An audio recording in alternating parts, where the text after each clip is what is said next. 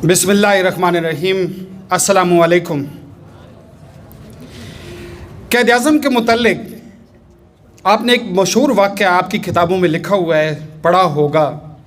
क़ायद आज़म रात को देर तक पढ़ रहे थे और ख़ानदान की खातून जागी और देखकर हैरान हो गई कि क़ायद आज़म रात के 1-2 बज गए हैं।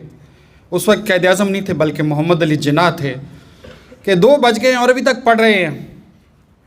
तो वो खातून उनके पास कही कि जिन्ना, आप इतना ना पढ़ा करें क्योंकि आपकी सेहत ख़राब हो जाएगी। तो मोहम्मद अली जिन्ना ने क्या जवाब दिया कि अगर मैं मेहनत नहीं करूँगा तो बड़ा इंसान कैसे बनूँगा। बेटे, बाकी चीज़ों को छोड़ दें, इसमें एक छोटी सी चीज़ देखें कि क़ायद आज़म के ज़हन में उस वक्त एक चीज़ थी कि मैंने बड़ा इंसान बनना है और बड़ा इंसान बनने के लिए मुझे पढ़ाई में मेहनत करनी है।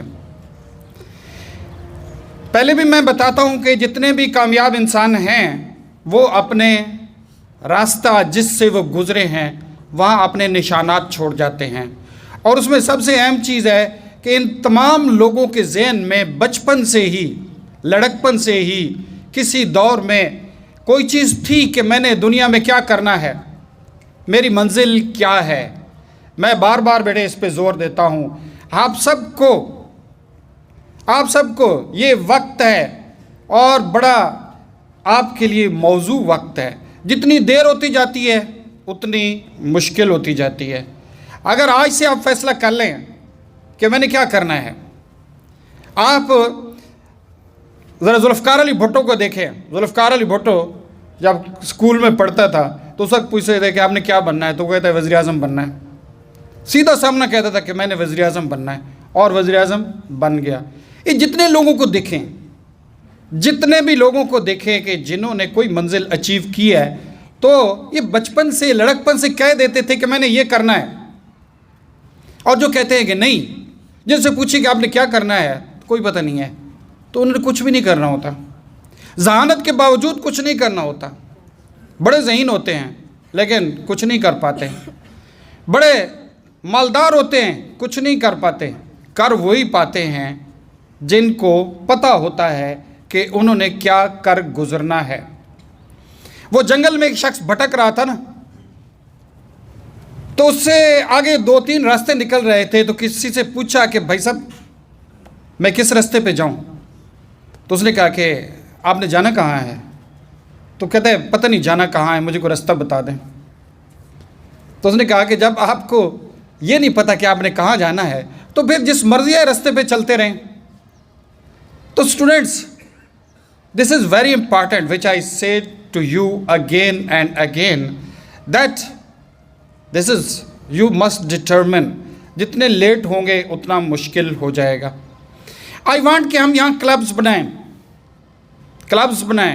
There should be doctors club, there should be CSS officers club, there should be artificial intelligence club, there should be military club, there should be many others, there should be the artist club।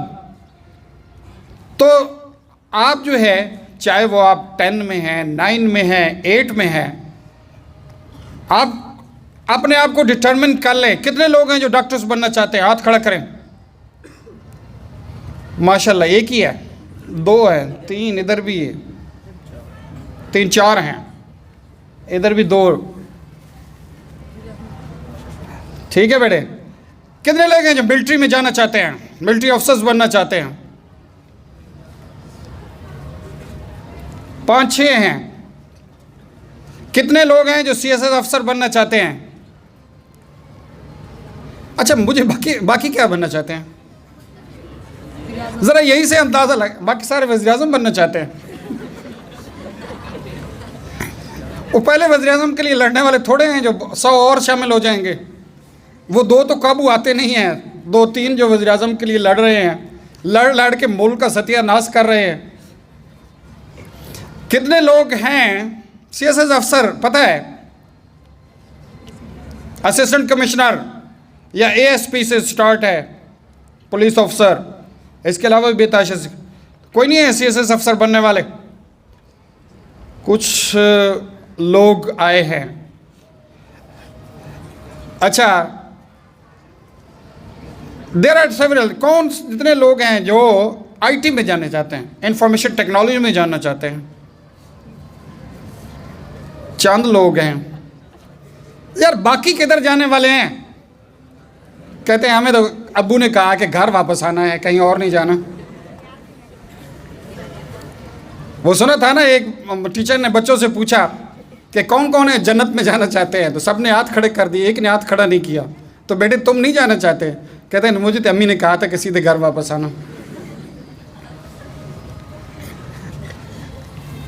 कितने लोग हैं जो artificial intelligence में दिलचस्पी रखते हैं? Artificial intelligence जो कि इन द फ्यूचर डोमिनेट करने वाला है। या बस दानियाल नाम है ना? हाँ ठीक है बेटे, लेकिन ये भी चंद एक हैं, लेकिन फ्यूचर जो है मैं बता दूं, this is going to be very much, artificial intelligence इसको लेने वाली है।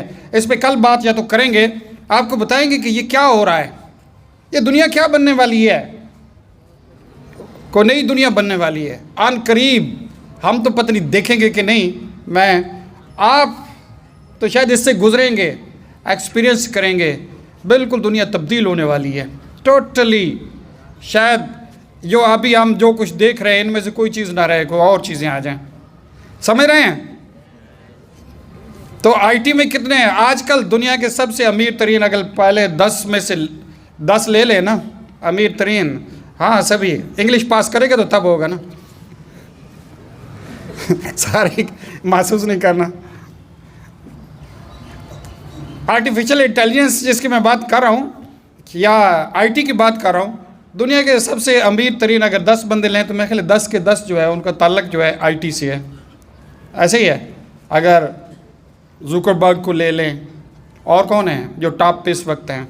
नहीं है, एलन मस्क नहीं है उसमें से, बिल गेट्स भी है उसमें। बहरहाल it's going to change the world. तो बेटे मैं चाहता हूँ कि आप सब के सब, आज मैं बात इसी पे करना चाहता हूँ, you all people take 1 to 3 days, हफ्ता ले लें, सोचें, बार बार सोचें। चंद प्रोफेशन का मैंने नाम लिया है, अभी तो सियासत भी बाकी है, जिन्होंने कहा कि सारे वज़ीर आज़म बनना चाहते हैं। अच्छी बात है बेटे। जुडिशरी में कोई जाना चाहते हैं, जजेस बनना चाहते हैं, पुलिस ऑफिसर्स बनना चाहते हैं, यार इट इज़ वेरी इंपॉर्टेंट कि बेटे डिसाइड कर लें। मेरी बात समझ रहे हैं? डिसाइड कर लें और अभी से यही सोचें कि आप उस कम्युनिटी में जाके शामिल हो जाएं।